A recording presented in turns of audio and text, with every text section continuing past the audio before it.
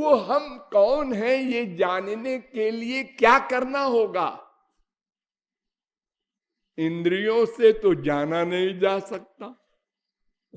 मन बुद्धि मटीरियल है, जड़ है, माइक है, और मैं दिव्य हूं। तो ये वेद शास्त्र के द्वारा ही जाना जा सकता है मैं कौन हूं। अगर अपनी मन बुद्धि से जाना जा सकता तो अनंत जन्मों में कब के हम जान गए होते और अपना कल्याण कर लिए होते। उसका नाम आत्मा, जीव। शास्त्र कहते हैं उसको जीव बोलो, जीव। क्यों? जीव माने जो स्वयं जीवित रहे प्लस दूसरे को भी जीवित रखे। तो जीव स्वयं भी जीवित है हमारे अंदर और शरीर को भी जीवित रखे है। बड़ा विचित्र जीव है। उसके साथ इंद्रियां, मन, बुद्धि भी जाते हैं। मरने के बाद सूक्ष्म शरीर होता है और एक कारण शरीर भी होता है। तो उस जीव के बारे में हमको विशेष जानना है।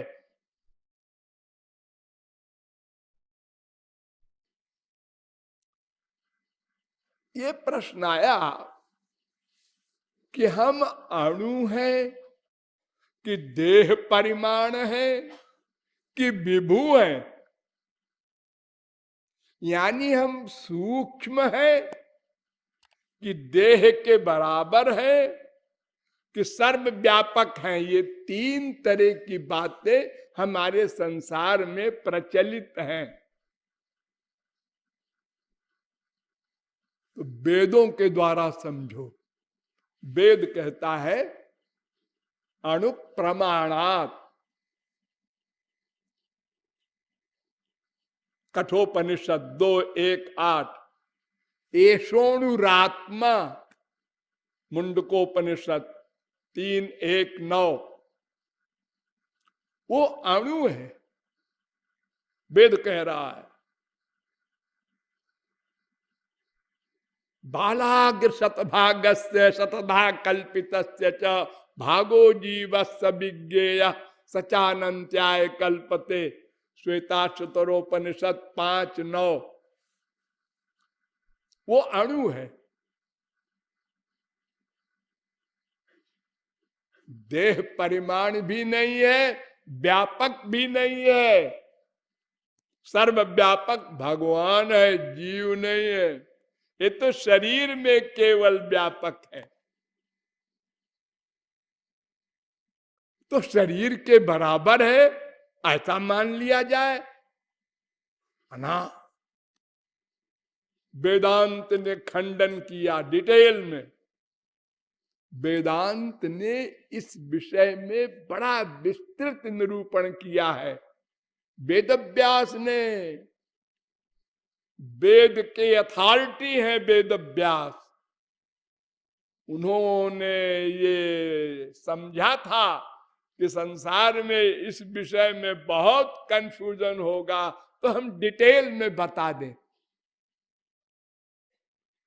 तो उन्होंने अंशो नाना व्यपदेशात वेदांत सूत्र लिखा कि जीव भगवान का अंश है। तो डिटेल किया, मंत्र वर्णाच आपिचा स्मर्यते, ये सूत्र है अलग अलग। प्रकाशादिवत नैवं परः स्मरन्ति च, 2:3-42, 2:3-43, 2:3-44, 2:3-45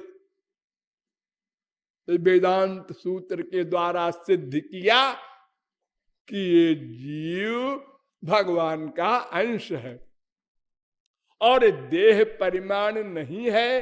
क्योंकि अगर देह परिमाण होता जीव देह के बराबर, तो चींटी की देह में जो जीव रहता है वो हाथी वाला जीव चींटी में कैसे समाता, और चींटी वाला जीव जब हाथी का देह पाता अगले जन्म में तो कैसे समाता। और फिर अगर घटने बढ़ने वाली कोई चीज है तो वह नश्वर होगी, नित्य नहीं होगी। इसलिए 2-2-32, 2-2-33, 2-2-34 एवंच आत्मा आकाशनम न च पर्यायादपि अविरोधो विकारा दिव्या अंत्यावस्थित उभय नित्यत्वात् अविशेषा। ये 3 वेदांत सूत्रों के द्वारा ये सिद्ध कर दिया कि जीव देह परिमाण नहीं है और ये जीव अणु ही है। इस विषय में 10 सूत्र बना दिए, सिद्ध किया वेद व्यास ने कि जीव अणु ही है और हृदय में रहता है। ध्यान दो, जीव अणु, अणु माने सूक्ष्म, सूक्ष्म कितना सूक्ष्म, इतना सूक्ष्म कि कोई यंत्र न देख सके।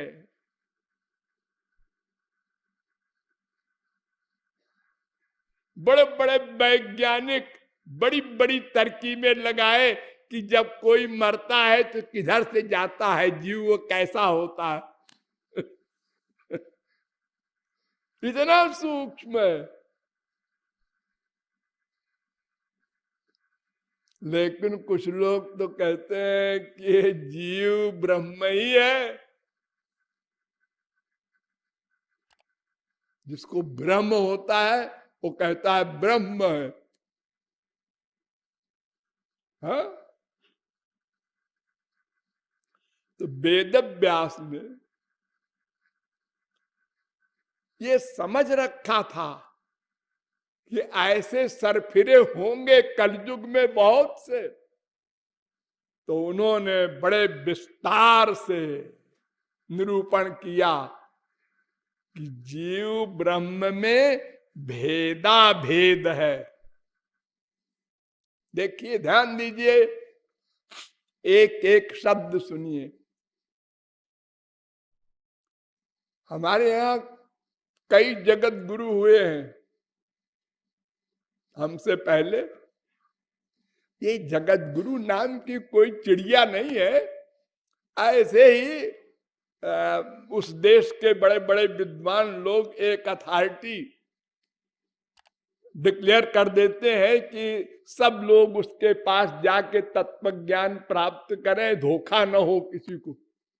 अन्यथा तो हजारों ऐसे बाबा घूम रहे हैं अंगूठा छाप, और वो हजारों चेला बना करके जगत गुरु बने हुए हैं।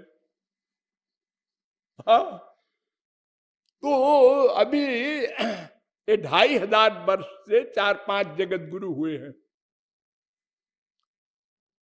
तो वे जगत गुरुओं में कुछ जगत गुरु कहते हैं कि जीव ही ब्रह्म है,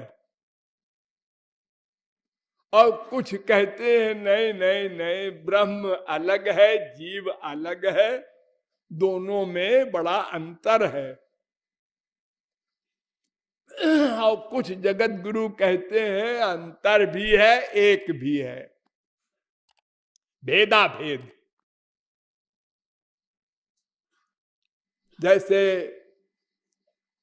गौरांग महाप्रभु के गुरु ईश्वरपुरी के गुरु माधवेंद्रपुरी के गुरु माधवाचार्य, ये कहते हैं कि अलग है, बिल्कुल अलग है जीव ब्रह्म दोनों। आप लोगों को बतावे आश्चर्य, माधवाचार्य लक्ष्मी नारायण के उपासक और गोपियों को अप्सरा बताया और ब्रह्मा को सर्वश्रेष्ठ बताया। जिसको मोह हो गया कृष्णावतार में, और उन्हीं के शिष्य माधवेंद्र पुरी और राधा कृष्ण के भक्त, और उनके शिष्य ईश्वरपुरी वो भी राधा कृष्ण के, और महाप्रभु तो राधा कृष्ण के ही स्वरूप है, उनकी क्या कहो। तो ये तमाम जगत गुरुओं ने भाष्य लिखे इसी ब्रह्म सूत्र का, वेदांत का, अब अलग अलग अर्थ किया। अब वो लोग तो नहीं है, नहीं तो मैं मीटिंग बुलाता और कहता है एक बात बताइए आप लोग कि भाष्य क्यों लिखे आप लोग, क्यों लिखे? अरे वो इतने छोटे छोटे सूत्र हैं, उनको कौन समझेगा। मैंने देखो यहां इस समय 40-50 सूत्र आप लोगों के आगे बताए, कितने छोटे छोटे सूत्र हैं। स्मृतेश्च हो गया सूत्र, स्मरंति च हो गया सूत्र, अथा तो ब्रह्म जिज्ञासा हो गया सूत्र, जन्माद्यस्य जता हो गया सूत्र, ईक्षतेर्ना शब्दम हो गया सूत्र। अब इसका मतलब 40-40 पेज में लिखा है, इसका मतलब ये जगत गुरुओं ने। गौरांग महाप्रभु से भी कहा लोगों ने कि सबने भाष्य लिखा है, आप भी लिखिए वेदांत पर भाष्य। महाप्रभु जी ने कहा कि लोगों ने क्यों लिखा है, भाई मैं नहीं बता सकता, किसी की बुराई नहीं करता, लेकिन जिसने बनाया है वेदांत उसने ही लिखा है। अर्थोयम ब्रह्म सूत्राणाम सर्वोपनिषदाम अपि, गरुड़ पुराण। ये भागवत हमारे ब्रह्म सूत्र का अर्थ है। मैं अर्थ लिखे दे रहा हूं, आगे कोई अर्थ न लिखना, अंड बंड मतलब न कर देना मेरे वेदांत का। मैं बताए जा रहा हूं कि ये 18,000 श्लोक, ये मेरा भागवत ग्रंथ ब्रह्म सूत्र का भी अर्थ है और सारे उपनिषदों का भी अर्थ है। अब बताओ, फिर भी लिख रहे हैं और लड़ रहे हैं आपस में, ये नहीं है, ये नहीं है, ये नहीं है। अब देखिए कितने सूत्र लिखे हैं वेदांत के वेद व्यास ने, कि जीव ब्रह्म में भेद भी है अभेद भी है। अभेद क्या है? यानी एक कैसे है दोनों? इसलिए कि ब्रह्म माने भगवान भी चेतन है और जीव भी चेतन है। हाँ, दोनों चेतन है, दोनों के शरीर इंद्रियां मन बुद्धि है। और तीसरी चीज तो माया है, वो जड़। तो दोनों चेतन हैं, वो विभू चित्त है, हम अणुचित हैं, इतना अंतर हो गया। अंतर है, हाँ वो सर्वव्यापक है, हम एक देह व्यापक है बेचारे। मच्छर का जीव मच्छर में व्याप्त है बस, और भगवान अनंत कोटि ब्रह्मांड में व्याप्त है, इतना बड़ा अंतर है। वो सर्वशक्तिमान, हम अल्प शक्तिमान। 10 क्विंटल का पत्थर नहीं उठा सकते, वो अनंत कोटि ब्रह्मांड संकल्प से उठाए हुए है। वो सर्वज्ञ है, एक समय में अनंत कोटि ब्रह्मांड के प्रत्येक ब्रह्मांड के प्रत्येक लोक के प्रत्येक देश के प्रत्येक प्रांत के प्रत्येक ग्राम के प्रत्येक जीव के अनंत जन्मों के प्रत्येक क्षण के प्रत्येक संकल्प को नोट रखता है, याद रखता है, फल देता है। इतना बड़ा सर्वज्ञ है। और हम आधा घंटे पहले गुरुजी ने कहा ऐसा कर देना, आधा घंटे बाद पूछा ऐसा किया, भूल गए। ये हाल है, भूल गए। ये मेमोरी है मनुष्य की, कुत्ते बिल्ली गधे की कौन कहे। हाँ?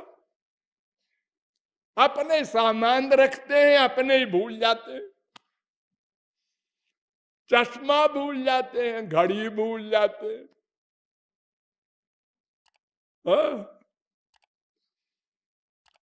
तो वो सर्वज्ञ है, हम अल्पज्ञ हैं। वो मायाधीश है, हम मायाधीन हैं।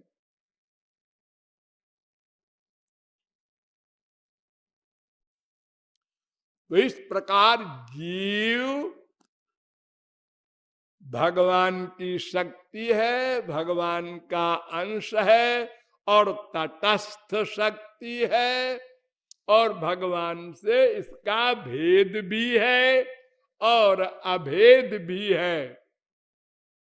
और ये भगवत प्राप्ति के बाद में भी सदा भेद रहेगा और अभेद भी रहेगा, दोनों साथ साथ चलेगा। इसलिए कोई झगड़े की बात नहीं है।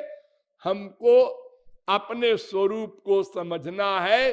ये भगवान का असली हमारे स्वरूप में एकत्व की बात नहीं है। नंबर 2 जो काम की बात है वो क्या है? ये तो मैंने आपको बताया स्वरूप लक्षण। अब तटस्थ लक्षण सुनिए जीव का। ये भगवान का दास है। दास भूतो हरे रेव नान्यस्यैव कदाचन, पद्म पुराण। ये भगवान का दास है जीव। शक्ति दास हुआ करता है, अंश दास हुआ करता है। जैसे पेड़ का अंश है डाल, शाखा, पत्ते, फूल, तो वो सब पेड़ की सेवा करते हैं। आप जो पेड़ के नीचे पानी देते हैं, जो खाद देते हैं, ये पत्ते खींच के पेड़ को देते हैं। ऐसे ही हर अंश अपने अंशी का दास होता है। ब्रह्मा विष्णु शंकर सब दास हैं। चेतनस्तु द्विधा प्रोक्तो जीव आत्मेति च प्रभो, जीवा ब्रह्मादय प्रोक्ता आत्मैकस्तु जनार्दन, पद्म पुराण। चेतन तत्व 2 प्रकार का है, एक जीव, एक ब्रह्म, भगवान श्री कृष्ण। ये 2 होते हैं। तो ब्रह्मादिक सब जीव हैं और एक जनार्दन श्री कृष्ण ही ब्रह्म है, भगवान है, स्वयं भगवान है, अंशी है, शक्तिमान है। हम उनकी शक्ति है, अंश है, इसलिए दास है। दास का काम सेवा करना। वो कैसे करना, क्या करना इत्यादि बातें फिर बताई जाएंगी।